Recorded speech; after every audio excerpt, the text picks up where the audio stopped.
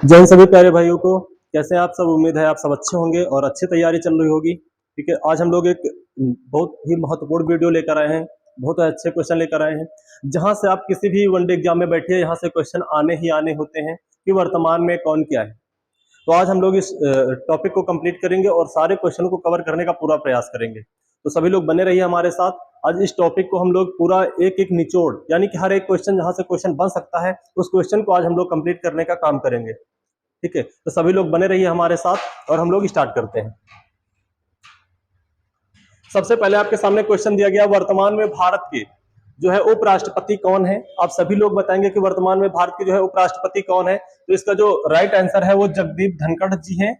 ठीक है, जगदीप धनखड़ जी हैं, ये वर्तमान में भारत के उपराष्ट्रपति हैं। आपसे एक क्वेश्चन और पूछा जाता, भारत के पहले उपराष्ट्रपति कौन थे? तो इन्हें याद रखेंगे, डॉक्टर जो है सर्वपल्ली राधाकृष्णन जी थे भारत के पहले उपराष्ट्रपति। और वर्तमान में उपराष्ट्रपति कौन है? जगदीप धनखड़ जी हैं, इसे याद रखेंगे।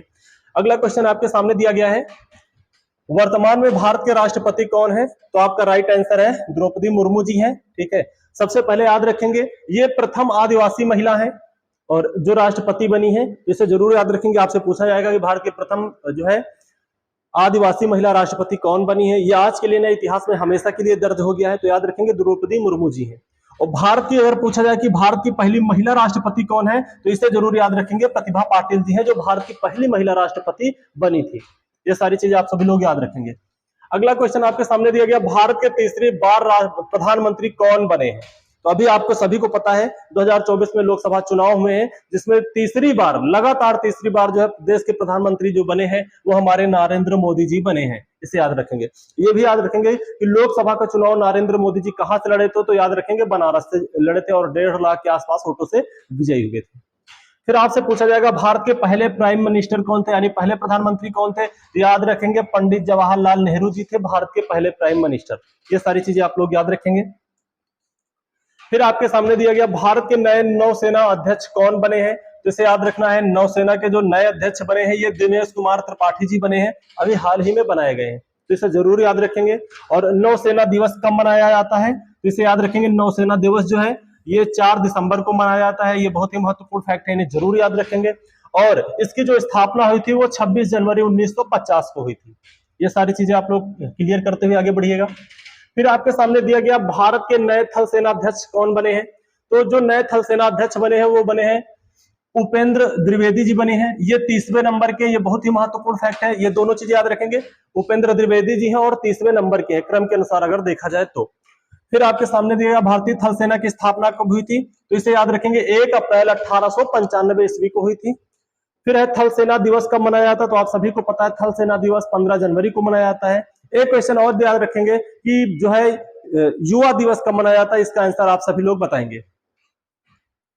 अगला क्वेश्चन आपके सामने दिया गया है, 2024 भारत के नए केंद्रीय रक्षा मंत्री कौन बने हैं? ठीक है, तो हमारे नए रक्षा मंत्री कौन बने हैं? तो इन्हें याद रखेंगे, राजनाथ सिंह जी हैं। और इससे जरूर याद रखना है कि इनका संसदीय क्षेत्र कौन सा है, तो ये लखनऊ, जो यूपी की राजधानी है लखनऊ, यहाँ से ये अब की बार फिर से सांसद, पिछली बार भी यहीं से चुनाव लड़े थे और दोबारा फिर से रक्षा मंत्री बने हैं राजनाथ सिंह, इन्हें जरूर याद रखना। अगला क्वेश्चन आपके सामने दिया गया, 2024 भारत के नए केंद्रीय गृह मंत्री, गृह एवं सहकारिता मंत्री कौन बने हैं? तो इन्हें याद रखेंगे, जिन्हें आज आधुनिक चाणक्य कहा जाता है, वर्तमान में अमित शाह जी बने हैं। इनका जो संसदीय क्षेत्र है ये गांधीनगर है और जहां पे एक भारी बहुमत से इन्होंने विजय हासिल की है, जो हमारे रक्षा गृह मंत्री हैं अमित शाह जी, इन्हें याद रखना। अगला क्वेश्चन है, भारत के नए सड़क परिवहन और राजमार्ग मंत्री कौन बने हैं? तो इन्हें याद रखेंगे, नितिन जयराम गडकरी जी बने हैं। और इनका जो संसदीय क्षेत्र है ये नागपुर, जो महाराष्ट्र के अंदर पड़ता है, ये इनका जो है संसदीय क्षेत्र है। हालांकि ये पिछली बार के अनुसार अब की बहुत भारी बहुमत से जीत नहीं हासिल की है, लेकिन इन्होंने जीते हैं और जो है इनको सड़क परिवहन राजमार्ग का भार दिया गया है और इसको अच्छे से बाखूबी जो है निभा रहे हैं। अगला क्वेश्चन आपके सामने दिया गया, भारत के नए स्वस्थ परिवार कल्याण रसायन और उर्वरक मंत्री कौन बने हैं? तो इन्हें याद रखेंगे, जेपी नड्डा जी बने हैं। हालांकि ये काफी विवादित रहे, अब की बार इनको प्रधानमंत्री का भी दावेदार बताया जा रहा था, लेकिन इनको जो भार दिया गया वो स्वस्थ परिवार कल्याण और रसायन और उर्वरक मंत्री का कार्यभार दिया गया है, तो इन्हें याद रखेंगे, जेपी नड्डा जी को।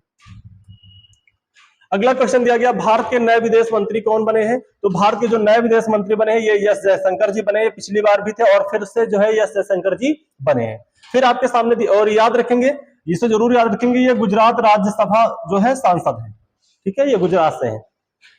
अगला क्वेश्चन आपके सामने दिया गया है, 2024 में भारत के नए वित्त मंत्री कौन बने हैं? तो ये निर्मला सीतारमण जी बन गए हैं। ठीक है, ये पिछली बार भी थी और अब की बार फिर से बन गई।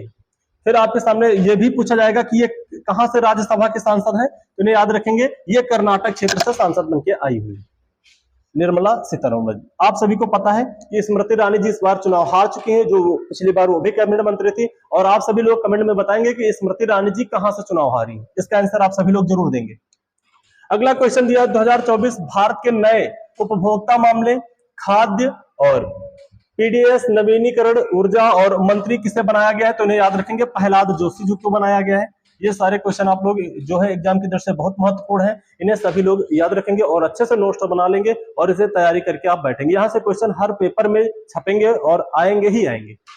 आपके सामने अगला क्वेश्चन दिया गया, 2024 के नए कृषि किसान कल्याण एवं ग्रामीण विकास मंत्री किसे बनाया गया है? तो ये शिवराज सिंह चौहान को बनाया गया है। और याद रखेंगे, शिवराज सिंह चौहान जो है ये एमपी के पूर्व सीएम है और इन्हें मध्य प्रदेश में मामा के नाम से बहुत ज्यादा चर्चित रहते हैं।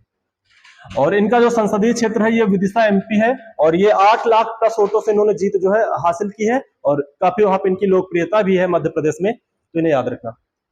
अगला क्वेश्चन आपके सामने दिया गया है, 2024 में भारत के नए खाद्य प्रसंस्करण उद्योग मंत्री किसे बनाया गया है? तो ये चिराग पासवान जी को बनाया गया है, जो बिहार के क्षेत्र में सियासी जो है क्षेत्र के लिए जाने जाते हैं और जो इनका राजनीतिक कैरियर है बहुत ही अच्छा है। तो आप सभी लोग बताएंगे जो चिराग पासवान जी हैं इनकी पार्टी का नाम क्या है? इसका आंसर आप सभी लोग देंगे। और इनका जो संसदीय क्षेत्र है ये हाजीपुर बिहार से चुनाव जीत कर गए थे।